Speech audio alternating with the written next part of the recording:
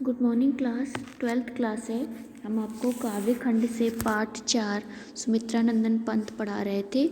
आज हम आपको सुमित्रा नंदन पंत जी का जो गुंजन काव्य संग्रह से नौका विहार लिया है उसको पढ़ा देते हैं। यह कविता गुंजन काव्य संग्रह से अवतरित है, जिसमें कि कवि ने शीतल शुभ्र चांदनी में गंगा नदी की जो सुंदरता है उसका वर्णन किया है, जिसमें से हमने 2 पढ़ा दिया है। आज हम आपको उसके आगे से पढ़ा देते हैं। नौका से उठती जल हिलोल, हिल पड़ते नभ के ओर छोर, विस्फारित नयनों से निश्चल कुछ खोज रहे जल तारक दल, ज्योतित कर नभ का अंतर स्थल, जिनके लघु दीपों को चंचल अंचल की ओट किए अविरल, फिरती लहरें लुक छिप पल पल, सामने शुक्र की छवि झलमल, पैरती परी सी जल में कल, रूप हरे कंचों में हो ओझल, लहरों के घूंघट सी झुक झुक, दसवीं का शशि निज तिर्यक मुख, दिखलाता मुख सा रुक रुक। नौका से उठती जल हिलोल, नौका जब चलती है तो उसमें क्या होती है कि हिलोल मतलब लहरें जो उठती हैं वह हिलोल हो उठती हैं। हिल पड़ते नभ के ओर छोर, और जब नौका हिलती है तो नभ की जो छवि गंगा पर पड़ती है, ऐसा लगता है कि आकाश का ओर छोर भी हिल गया है। कि नौका जब उठती है और उसका जो हिलोल उठता है, मतलब जब हिलती है तो जो नभ है मतलब जो आकाश है उसकी जब छवि गंगा पर पड़ती है तो ऐसा लगता है कि पूरे आकाश का ओर छोर हिल गया हो। विस्फृत नयनों से निश्चल कुछ खोज रहे जल तारक दल, ज्योतिष कर नभ का अंतर स्थल। कि जब फैले हुए तारों की समूह मतलब फैले हुए तारों की जो छवि है, उनका जो समूह है, तारों का जो समूह है, उसकी जब छवि गंगा पर पड़ रही है तो वह ऐसे प्रतीत हो रही है जैसे फटे हुए नेत्रों से कुछ खोज रही है। तो मतलब कि जब गंगा पर तारों की छवि पड़ती है, पूरे तारों के समूह की छवि पड़ती है, तो वह तारे ऐसे लग रहे हैं जैसे वह अपनी खुली आँखों से कुछ गंगा के जल में खोज रहे हों। ज्योतिष कर नभ का अंतर स्थल, कि पूरे आकाश को अपनी ही प्रकाश से प्रकाशित कर कुछ खोज रहा है। कि मतलब पूरे आकाश को क्या कर रहा है कि अपने ही प्रकाश से, मतलब अपने ही प्रकाश मतलब तारों के ही प्रकाश से वह कुछ खोज रहा है। जिनके लघु दीपों को चंचल अंचल की ओट किए अविरल, फिरती लहरें लुक छिप पल पल। कि लहरें जो तारे रूपी जो लघु दीप हैं, जो लहरें हैं जो तारों रूपी के लघु दीप हैं, उनको छिपाए हुए गंगा की लहरें वे इधर उधर छिपती सी प्रतीत हो रही हैं। मतलब जो तारों के समूह हैं उसमें जो तारों के समूह में जो दीप जल रहे हैं तो वो ऐसे लग रहे हैं जैसे कि गंगा के जल में वे इधर उधर छिप रहे हैं। गंगा की जो लहरें उठ रही हैं उसमें तारों के जो समूह हैं उनकी जो रोशनी पड़ रही है, दीप पड़ रहे हैं, तो वो ऐसे लग रही है जैसे कि वे गंगा की लहरों में इधर उधर छिप रही है। सामने शुक्र की छवि झलमल, परी सी जल में कल, रूप हरे कंचों में हो ओझल। कि अब सामने ही शुक्र की छवि भी पड़ रही है। कि सामने शुक्र की छवि झलमल, कि जो सामने शुक्र की छवि पड़ रही है मतलब परछाई पड़ रही है वह भी झिलमिला रही है। और वह छवि अर्थात शुक्र ग्रह वह तैरते हुए परी के समान लग रहा है। कि तैरती परी सी जल में कल, कि जो शुक्र की छवि पड़ रही है गंगा में तो वह तैरती हुई परी के समान प्रतीत हो रही है। रूप हरे कंचों में हो ओझल, कि गंगा के बाल रूपी जो लहर है वह जो गंगा के बाल रूपी लहर है उसी में वह शुक्र अपना मुख ओझल होता हुआ प्रतीत हो रहा है। मतलब कि शुक्र क्या हो रहा है कि उसी छवि में अपने मुख का अदृश्य, अपने मुख को अदृश्य मतलब ओझल होता हुआ सा प्रतीत हो रहा है। मतलब बार बार वो क्या कर रहा है कि अपनी छवि को, मतलब गंगा की जो बाल रूपी लहरें हैं उसमें क्या कर रहा है कि अपनी छवि को बार बार ओझल होता देख रहा है। लहरों के घूंघट से झुक झुक दशमी का शशि निज तिर्यक मुख दिखलाता मुखसा रुक रुक।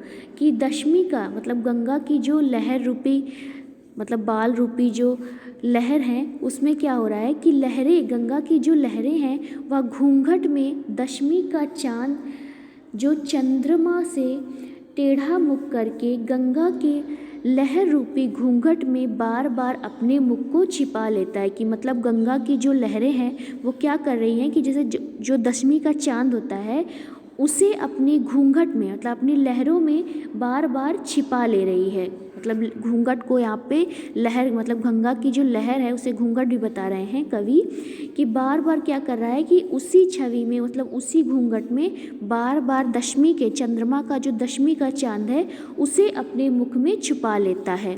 दिखलाता मुखसा रुक रुक, और बड़ा ही मुग्ध होकर अपने मुख को बार बार छिपाता है और बार बार दिखलाता है। जब पहुँची चपला बीच धार छिप गया चांदनी का कगार, दो बाहों से दूरस्थ तीर धार का कृश कोमल शरीर आलिंगन करने को हो अधीर। कि अब चपला, चपला अर्थात नाव, कि अब नाव जो थी वो बीच धार में पहुंच गई थी। चांदनी का जो किनारा था वो छिप गया था। कि जब चपला पहुंची बीच धार मतलब जब नाव बीच धार में पहुंची तो जो चांदनी का किनारा था मतलब चांद कगार मतलब होता है किनारा, कि चांदनी सा जो किनारा था वो छुप गया था। दो बाहों से दूरस्थ तीर धारा का कृश कोमल शरीर आलिंगन करने को हो अधीर। कि अब दो बाहें मतलब किनारे, कि जो गंगा के दो किनारे थे, बीच में गंगा बह रही थी उसके दोनों तरफ किनारे थे, तो गंगा की जो दो बाहें थी अर्थात जो किनारे थे वे बहुत दूर प्रतीत हो रहे थे।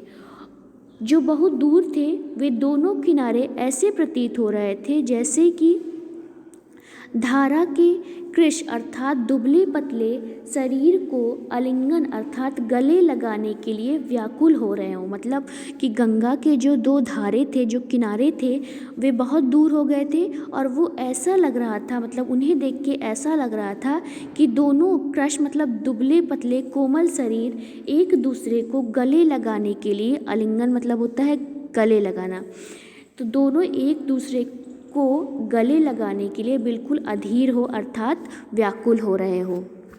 अति दूर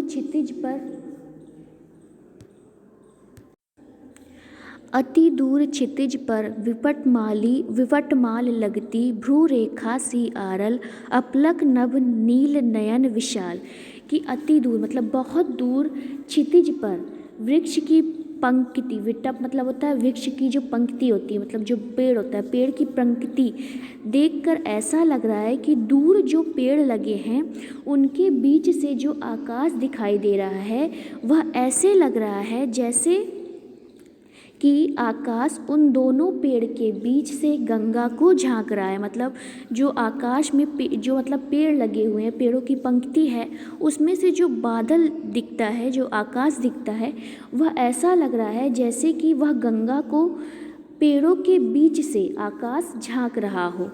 अपलक नभ नील नयन विशाल, कि अपनी बड़ी बड़ी नेत्रों से उन पेड़ों की सांसें से, जो मतलब जगह होती है दो पेड़ों के बीच में उसे सांसें बोलते हैं, कि अपने बड़े बड़े नेत्रों से उन पेड़ों के सांसें से देख रहा हो गंगा को, ऐसा प्रतीत हो रहा है। मतलब जो दूर पेड़ लगे हैं, पेड़ों की जो पंक्ति है उसमें जो जगह होती है, जो सांसें होती हैं, उसमें से ऐसा लग रहा है जैसे कि आकाश क्या कर रहा है कि वहाँ से झांक कर गंगा को देख रहा है।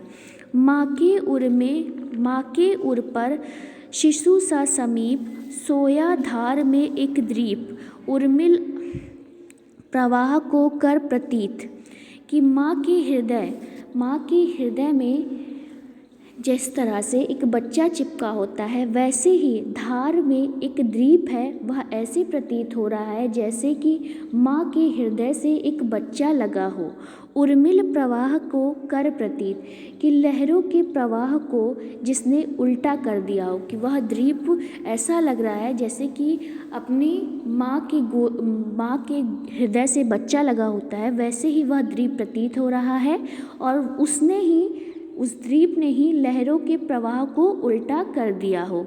वह कौन है, वह कौन विहग, क्या विकल कोख उड़ता हरने निज विरह का शोक, कि यह पक्षी, विहग मतलब होता है पक्षी, कि यह पक्षी कौन है, क्या यह कोक अर्थात चकवा नामक पक्षी है। कोक मतलब चकवा को बोलते हैं, कि चकवा नामक पक्षी है जो अपनी चकवी से बिछड़कर अपने शोक को दूर करने के लिए जब अपनी ही छवि को गंगा में देखता है तो अपने विरह को दूर करने के लिए बार बार उसके ही पास उड़ता है। कि बार बार क्या कर रहा है कि अपने शोक को मिटाने के लिए, अपने दुख को मिटाने के लिए बार बार गंगा के छाया की कोक को विलोक, की बार बार अपनी ही छवि को मिटाने के लिए वो क्या कर रहा है, गंगा अपनी ही शोक को मिटाने के लिए वो बार बार अपनी ही छवि को देख रहा है, जिससे कि वो चकवा नामक जो पक्षी होता है वे अपनी चकवी से बिछड़कर शोक को दूर करने के लिए बार बार अपनी ही छवि को गंगा में देख रहा है। पतवार घुमा अब प्रतनु भार, नौका घूमी विपरीत धार, कि पतवार जब घूमी तो भार हल्का हो गया, नाव विपरीत धार में पहुंच गई। कि जैसे ही पतवार घूमा, नाव का जो भार था वो हल्का हो गया और नाव जो थी वो विपरीत दिशा में चल गई। बीच धार में अथाह पानी में पहुंचकर हमारी नाव का भार हल्का हो जाता है। कि मतलब जब पानी बहुत ज़्यादा होता है तो नाव का भार जो होता है वो हल्का हो जाता है, ऐसा वैज्ञानिक भी सत्य मानते हैं। नौका घूमी विपरीत धार, की नौका जब विपरीत धार में घूम गई तो पानी का जो भार था वो हल्का हो गया, नाव का जो भार था वो हल्का हो गया। डांडों के चल करतल प्रसार, भर भर मुक्ता फल फेन स्फार, बरसती बिखराती जल में तार तार, कि डांडे अर्थात जिससे नाव चलाई जाती है, जो नाव चलाने वाली होती है ना लकड़ी, जिसको उसे डांडे बोलते हैं, डांडे जब चलाई जा रही थी तब ऐसा लग रहा था कि जैसे वे डांडे मुक्ताफल अर्थात मोतियों के हार, मोतियों के भर भर के फेन निकाल रही हो। कि जब गंगा के जल में डांडे चलाई जा रही हैं तो ऐसा लग रहा था जैसे कि उस जल में मोती के भर भर के फेन निकल रहे हो, अर्थात बहुत अधिक फेन उत्पन्न हो रहा था और वह फेन मोतियों सा प्रतीत हो रहा था। और ऐसा लग रहा था चांदी की सांपों सी रलमल, नाचती रश्मियाँ जल में जल, रेखाओं सी खिंच तरल तरल। और उन्हें देखकर मतलब वो जो फेन निकल रहा था, जो डांडे चलाई थी, जो फेन निकल रहा था, उसमें से जो मोतियाँ उत्पन्न हो रही थी, उन्हें देखकर ऐसा लग रहा था जैसे कि तारा रूपी हार को किसी ने तोड़कर बिखरा दिया हो। कि मतलब तारा रूपी हार को उस नदी में, उस गंगा के जल में किसी ने बिखरा कर फेंक दिया हो। चांदनी की सांपों सी रलमल, कि लहरें चांदी की सांपों के समान प्रतीत हो रही थी, जैसे लहरें जो उठ रही थी वो चांदी के सांपों के समान प्रतीत हो रही थी। चंद्रमा की प्रकाश मतलब चंद्रमा की जो रोशनी थी, चंद्रमा की रोशनी जल में नाचती सी प्रतीत हो रही थी और चंद्रमा का जो प्रकाश पड़ रहा था वे जल में नाचते हुए सा प्रतीत हो रहा था। रेखाओं सी खिंच तरल सरल, और रेखा की खिंचती सी प्रतीत हो रही थी और जो रेखा थी वो क्या कर रही थी, रश्मियों सी खिंचती हुई प्रतीत हो रही थी। लहरों की लतिकाओं में खिल, सौ सौ शशि सौ उड़ू झिलमिल, फैले फूले जल में फेनिल। कि लहर रूपी लताओं में जो तारे हैं वे फूलों के समान खिल रहे थे। एक एक चंद्रमा 100 चंद्रमा के समान तथा एक एक तारे 100-100 तारों के समान उस लहरों में झिलमिला रहे थे। गंगा की लहरें जो थी, गंगा की लहरें में तारे जो थे वो फूल के समान खिल रहे थे और एक एक चंद्रमा 100-100 चंद्रमा के समान दिखाई दे रहा था तथा एक एक तारे 100-100 तारों के समान उस गंगा की लहरों में झिलमिला रहे थे। अब उथला सरिता का प्रवाह लग्गी ले ले सहज था, हम बढ़े घाट को सहो उत्साह। कि अब नदी का प्रवाह उथला अर्थात नाव अब किनारे लगने लगी थी। लग्गी बाँस से, लग्गी किसको बोलते हैं कि पानी में क्या होता है कि उसका अनुमान लगाया जाए, पानी में डालकर गंगा के जल में, मतलब कोई भी नदी हो उसमें लग्गी को डालकर यह अनुमान लगाया जाता है कि कितना पानी अभी बचा हुआ है। तो लग्गी से ले ले सहज था, हम बढ़े घाट को सहो उत्साह। कि बाँस को पानी में डालकर यह अनुमान लगाया जा रहा था कि अब पानी कितना बचा है और हम बड़े उत्साह के साथ हम घाट की ओर आगे बढ़ रहे हैं। ऐसा यहाँ पर कवि कह रहे हैं कि अब उथला सरिता का प्रवाह लग्गी से ले ले सहज था, हम बढ़े घाट को सहो उत्साह। कि अब क्या था कि गंगा, अब नदी का जो प्रवाह था वह क्या हो गया था कि कम हो गया था और अब नाव जो थी वो किनारे लगने लगी थी और हम बड़े ही उत्साह के साथ घाट की ओर आगे बढ़ने लगे थे। ज्यों ज्यों लगती है नाव पार, उर्मे अलौकित सत विचार। इस धारा कि जैसे जैसे नाव क्या होती है कि किनारे पर आती है, हृदय में सैकड़ों विचार आने लगते हैं। इस धारा सा ही जग का क्रम, शाश्वत इस जीवन का उद्दाम, शाश्वत है गति शाश्वत है संगम। कि इस धारा सा, इसी धारा में जल की धारा सा वैसा ही हमारा जीवन भी है, जीवन का उद्दाम भी धारा सा ही है। कि यह जग भी पूरा इसी धारा के समान, जैसे गंगा की जो लहर होती है, गंगा की जो धारा होती है, पूरा जीवन जो होता है, पूरा जो जग होता है वह भी धारा के समान होता है। शाश्वत इस जीवन का उद्दाम, कि जीवन का जो उद्दाम है वह भी धारा के समान होता है। शाश्वत है गति शाश्वत है संगम, कि जीवन की गति भी शाश्वत है, जीवन में मिलना जुलना यह सब भी शाश्वत ही है।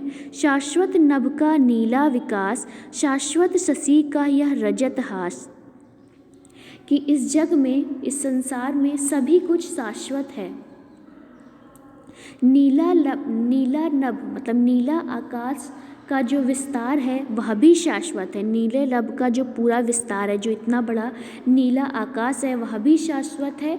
और चांदनी शाश्वत शशि का यह रजत हास, की जो चांदनी जैसी चंद्रमा की हंसी है वह भी शाश्वत है। लहरों का शाश्वत लघु लहरों का विलास, कि लहरों का विलास अर्थात ऐश्वर्य भी शाश्वत है जग के कर्णधार, चीर मरण के आर पार। कि जग जीवन के जो कर्णधार अर्थात जो ईश्वर है, यहाँ पर कवि क्या हो रहे हैं कि भावुक हो रहे हैं और कह रहे हैं कि जग जीवन के जो कर्णधार है मतलब ईश्वर हैं, वह संसार रूपी नाव को चलाने वाले ईश्वर जन्म मरण के आर पार, शाश्वत है जीवन नौका विहार। कि जग जीवन के जो कर्णधार है ईश्वर है, वह संसार रूपी नौका को चलाने वाले ईश्वर जन्म के पश्चात मृत्यु और मृत्यु के पश्चात जन्म अर्थात हमेशा जन्म मरण के आर पार ही जीवन का शाश्वत नौका विहार की तरह चलता ही रहता है। मैं भूल गया अस्तित्व ज्ञान, जीवन का यह शाश्वत प्रणाम, करता मुझको अमर तत्व दान। कि मैं, कवि यहाँ पर भावना में डूबे हुए कहते हैं कि मैं अपने ज्ञान को, अपने ही अस्तित्व को भूल गया था कि जीवन की शाश्वतता का जलधारा रूपी जो प्रमाण अमृत धारा, अमृत मुझे प्रदान किया गया है, जो मुझे ईश्वर ने अमृत प्रदान किया है, मैं इन सभी विचारों मतलब मैं इतना चिंतनशील होकर भी मैं पूरी तरीके से डूब गया था और मैं अपने आप को भी भूल गया था। कि यहाँ पर कवि पूरी तरीके से भावुक हो रहे हैं और अपनी भावना को बताते हैं कि हे जीवन के कर्णधार, चिर जन्म मरण के आर पार, शाश्वत है जीवन नौका विहार, मैं भूल गया अस्तित्व ज्ञान, जीवन का यह शाश्वत प्रमाण, करता मुझको अमर तत्व दान।